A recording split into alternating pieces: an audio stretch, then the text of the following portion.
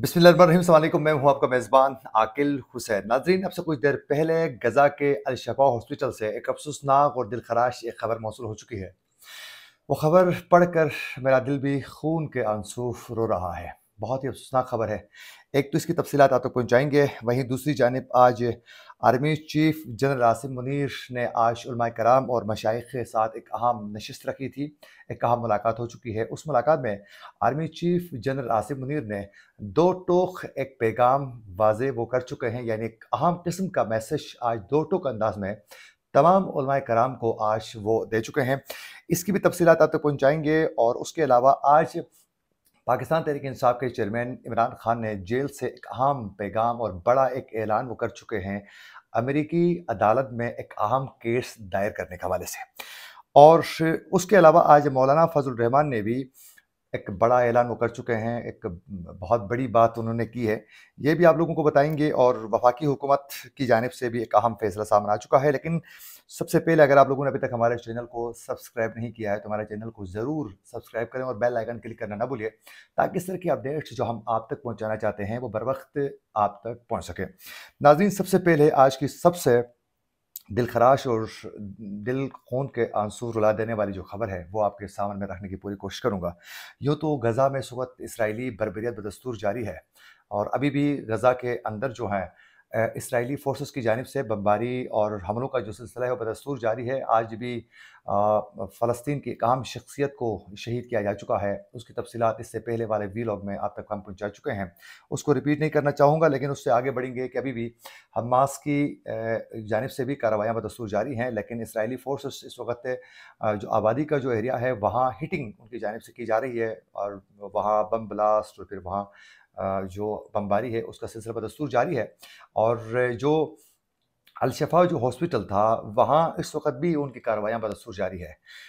America के सदर Joe Biden की जानिब से ये कहा गया था कि हमास के जो मुजाहिदीन हैं, वो गज़ा में अल-शफ़ा हॉस्पिटल के अंदर उन्होंने एक मख़सूस एक सेल कायम किया है, वहाँ से वो इंस्ट्रक्शन दे रहे हैं और वहाँ से तमाम प्लानिंग की जा रही है।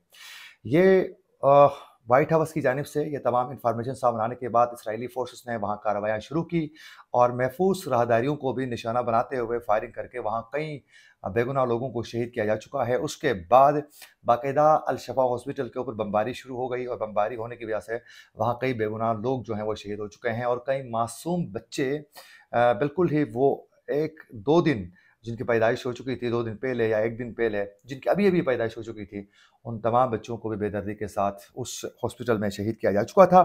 लेकिन एक अफ़सोसनाक और दिल दहलाने वाली खबर अब से कुछ देर पहले ये मौसूल हो चुकी है, जिसमें ये बताया जा रहा है कि गज़ा में अल-शफ़ा हॉस्पिटल के आईसीयू में जितने भी मरीज़ थे, बाकायदा इस वक़्त अल-शफ़ा हॉस्पिटल के इंतज़ामिया का कहना है कि उन तमाम जितने भी जो मरीज़ थे, इंतहाई निगहदाश्त का वार्ड जो है, आईसीयू के अंदर जितने भी मरीज़ थे, वो तमाम मरीज़ शहीद हो चुके हैं। इसराइल की जानिब से इस बर्बरियत की वजह से, बमबारी की वजह से, वहाँ फिर सहूलियात न पहुँचाने की वजह से, तमाम मामलात पर डॉक्टरों को हटाकर कंट्रोल हासिल करने की वजह से, सहूलियात नहीं मिले, अद्वियात नहीं मिली, फिर ऑक्सीजन नहीं मिलने की वजह से, वो तमाम जितने भी मरीज़ आईसीयू के अंदर थे, वो तमाम शहीद हो चुके हैं।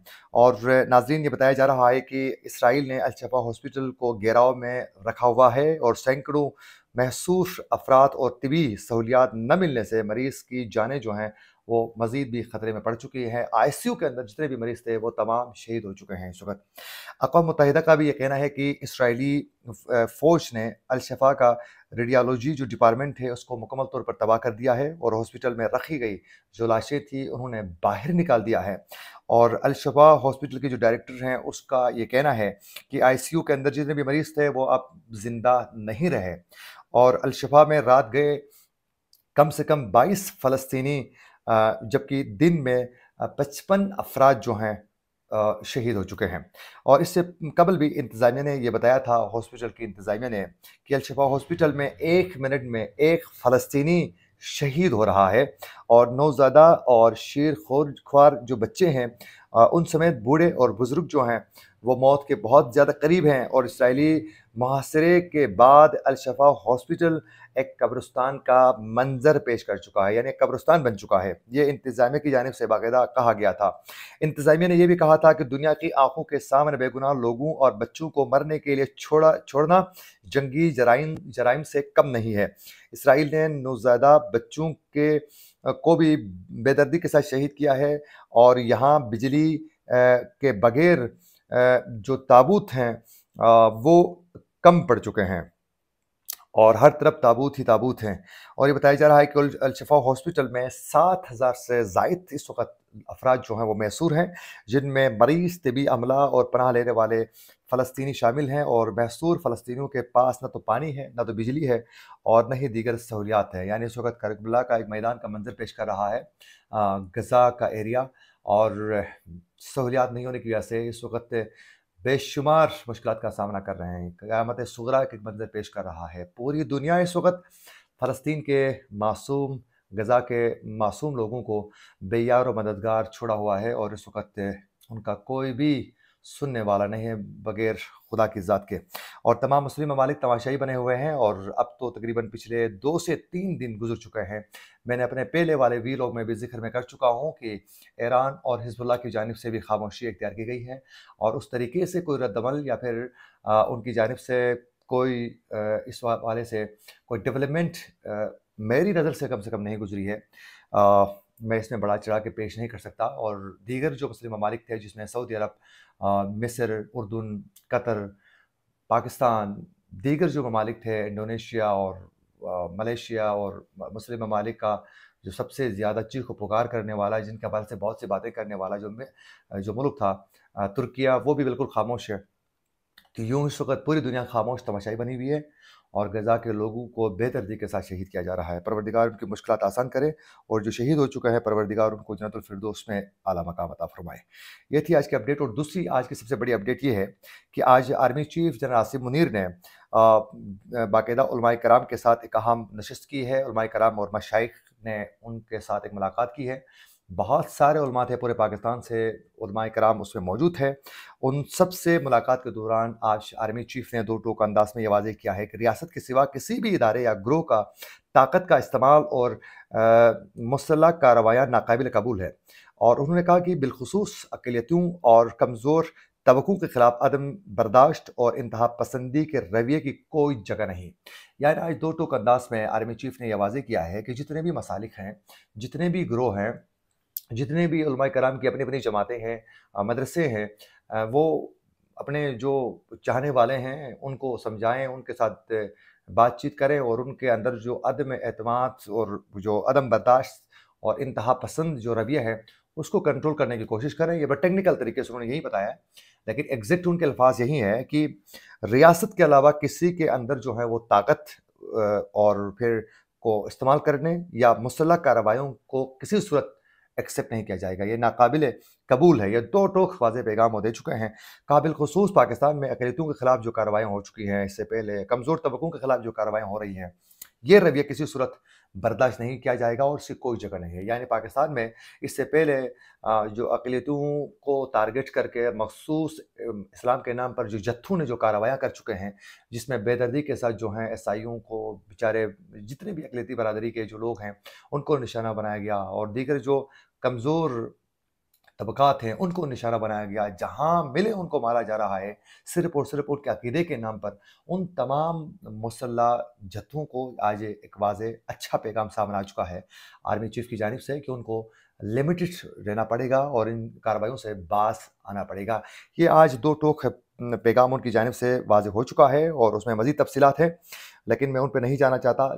जो आज इनकी मुलाकात में जो सबसे अहम पॉइंट था, यही था कि पाकिस्तान में जो इससे पहले हो चुका है वो अब नहीं होना चाहिए। अब देखना यह है कि आगे जाकर रियासत और रियासती इदारे इन्हीं मजहबी ग्रोहों को, इन जत्थों का इस्तेमाल नहीं करती है, इनको लिमिट रखती है, तो मेरे ख्याल में वो पाकिस्तान के लिए बहुत अच्छा होगा। लेकिन इससे पहले बदकिस्मती से खादिम रिजवी के दौर में आप देख सकते हैं कि उस वक़्त यहीं एस्टेब्लिशमेंट ने ही उनको ही परवान चढ़ाया, उनको फैज़ाबाद तक लेकर आए, उनको ही रियासत के ख़िलाफ़ जो है एक्टिव होकर कार्रवाई करने की हिम्मत फ़राहम की। और बाद में जब यहाँ से उस वक़्त जब उनके जलसे को, उनके धरने को ख़त्म करवा रहे थे, तो उन्होंने मर्ज़ी से ख़त्म करवाया और रियासत के मुकाबले में लाकर उस जत्थे के साथ बाकायदा एक एग्रीमेंट करवाया गया। और उस एग्रीमेंट में जो साइन किया गया, उस वक़्त के डीजीआई साहिब फैज़ अमीन ने अपने साइन कर लिया। आखिर ये कौन परमिशन देता है कि एक रियासत के साथ एक जत्थे की बाकायदा मुज़ाकरात करवाएँ और बराबरी की बुनियाद पर उस पर बाकायदा साइन करें, यानी एक माहिरा तय करें।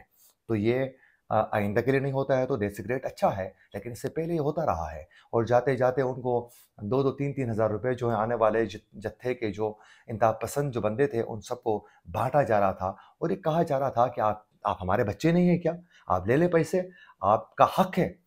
तो जो पैसे तक़सीम हो रहे थे, वो तो तमाम रिकॉर्ड से तमाम लोग वाकिफ़ हैं, तो मेरे ख़्याल में इन चीज़ों को समझना होगा और रियासत ख़ुद भी इन जत्थों की हौसला शिकनी ऐसे ही करे तो दैट्स ग्रेट, अच्छा है।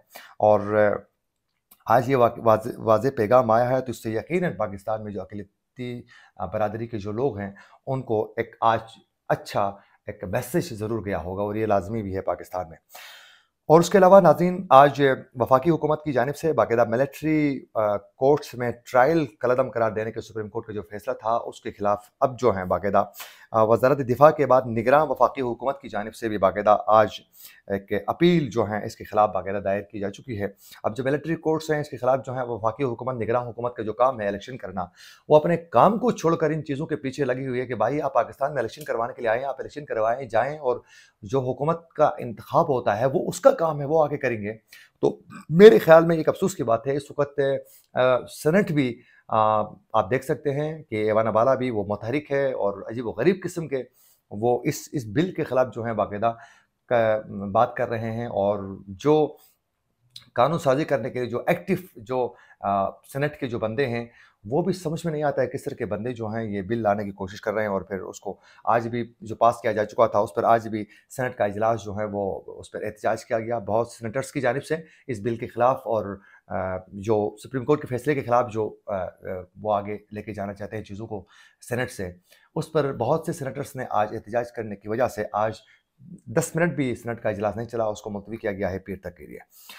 और आज पाकिस्तान तहरीक-ए-इंसाफ के चेयरमैन इमरान खान ने जेल से काम पैगाम वाज़ेह किया है अपने तमाम बहनों के ज़रिए, बिलख़ुसूस उनकी 2 बहनों की आज मुलाकात थी और उनकी शरीक हयात की भी मुलाकात हो चुकी है। उसमें आज उनकी बहन अलीमा खान की जानिब से मीडिया से बातचीत करते हुए कहा गया है कि आज अडयाला जेल में पाबंद सलासिल भाई ने बताया है इमरान खान ने कि साइफ़र साजिश में अमेरिकी सफारतखाना पूरी तरह मुलविस था।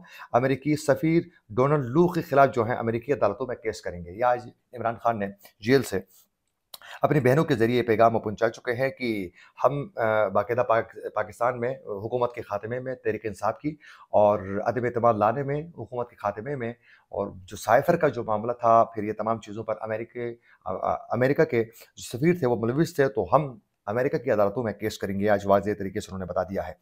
और अलीमा खान ने ये भी कहा कि साइफ़र केस में हाई कोर्ट से स्टे ऑर्डर हो गया है। वो दफ़ात लगाई जा रही हैं जिसमें इमरान खान को सज़ाए मौत और उम्र कैद भी हो सकती है। बताए जाएँ पीटीआई चेयरमैन ने ऐसा क्या जुर्म किया है जिस पर ये दफ़ात लगाई गई हैं। राना सनाउल्लाह ने पीटीआई चेयरमैन पर केस किया, इमरान खान को पाकिस्तान में इंसाफ मिलना चाहिए। उन्होंने कहा कि चेयरमैन पीटीआई ने कहा है कि अमेरिकी सफारतखाना साजिश में पूरी तरह शामिल है। पाकिस्तानी अदालतों से इंसाफ न मिला तो डोनाल्ड लू के खिलाफ अमेरिका में केस करेंगे। और अब देखना यह है कि आगे जाकर ये केस करते हैं या नहीं, ये आने वाला वक्त ही बताएगा। उसके अलावा आज जमीयत उलमा इस्लाम फ़े के सरबराह मौलाना फ़ज़लुर रहमान ने पेशावर में JUI के शमूलियती इजलास से वो ख़िताब कर रहे थे। उसमें बहुत सी बातें उन्होंने शेयर की है, लेकिन उनमें सबसे अहम पॉइंट ये था कि उनका ये कहना है कि पाकिस्तान में सिर्फ़ और सिर्फ़ जो मईशत की तबाही है, पाकिस्तान को इन हालात पे लाने का ज़िम्मेदार उन्होंने कहा कि सिर्फ़ और सिर्फ़ इमरान खान नहीं है, बल्कि इसके ज़िम्मेदार उस प्रोजेक्ट लॉन्च करने वाले कमर ज़मान कायरा भी है, कमर बाजवा भी है और फैज़ हमीद भी इसके ज़िम्मेदार है, यानी साबिक़ army chief general Qamar Javed Bajwa. और उन्होंने कहा कि फैज़ हमीद भी ज़िम्मेदार है पाकिस्तान की तबाही में और उन्होंने कहा कि ये सब वो मुजरिम हैं जिनका एहतसाब होना बहुत ज़्यादा ज़रूरी है। ये थी वो अपडेट्स जिसकी तफ़सीलात आप तक पहुँचाना चाहते थे। इसी के साथ अपने मेज़बान आकिल हुसैन को दीजिए इजाज़त। अल्लाह निगहबान।